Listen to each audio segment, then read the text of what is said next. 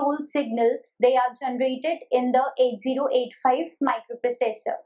So let's start with our topic.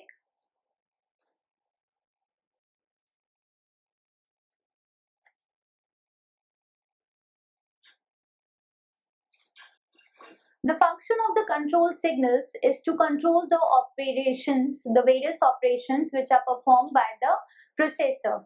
So in 8085, we have 4 control signals, because every operation in the microprocessor, it can be either an input-output operation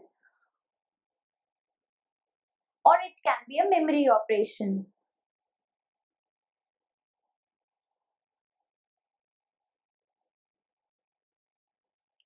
Now, input-output operation, it can be either read or write.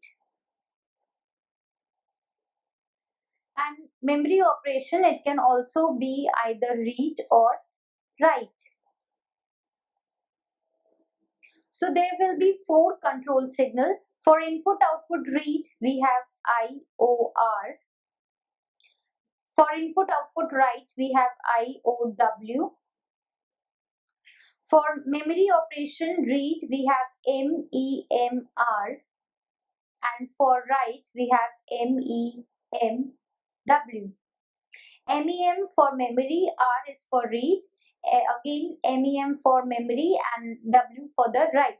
Here we have IO for the input output and R is for read, W is for write. So these are the 4 control signals which are defining that the operation is either a memory or input output, or either it's a read or write operations. So how these signals are generated in 8085? How the 8085 is knowing that this signal is the input output or memory or read or write? So let's see that how these control signals, they are generated in the 8085.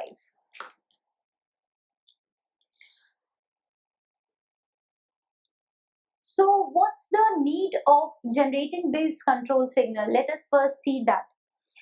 The need is that because we have a single line input output and memory, and this single line, this single signal, or we can say line, is used for both the input output and memory. So to differentiate between these two operations, these signals are generated.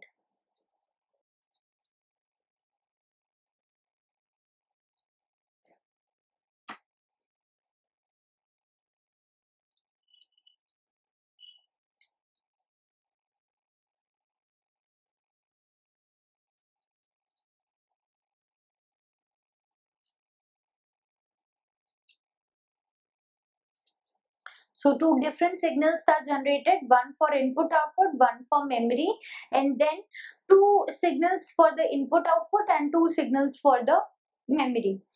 So let's see the circuitry for it.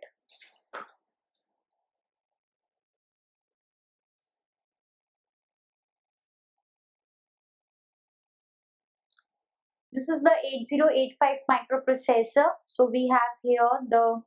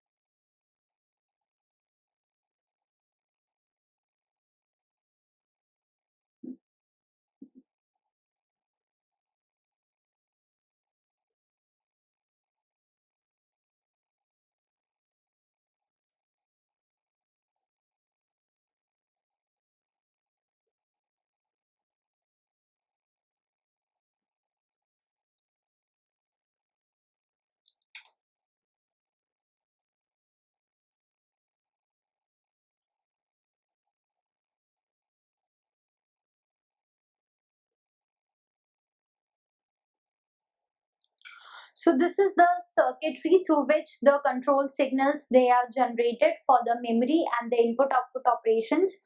You can see here we have the input output and memory signal, and this signal is when it is high, when its value is 1, it means an input output operation is performed, and when its value is 0, it means a memory operation is being performed. Then we have the read and the write signals for defining that whether the operation is a read operation or write operation. Now this signal, it is going directly to this AND circuit. Now we have here 74LS32. It is a quadruple 2 OR gate. Okay, this circuitry is quadruple 2 OR gates, which are functionally connected as the negative NAND gates. Okay, functionally connected as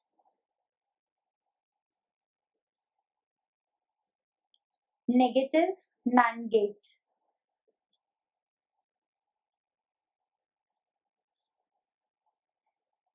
So this is the 74LS32 chip. This IC is working as the quadruple 2 OR gates. 2 OR gates are quadruple with each other, and they are functionally connected. That is, they are functionally acting as the negative NAND gates.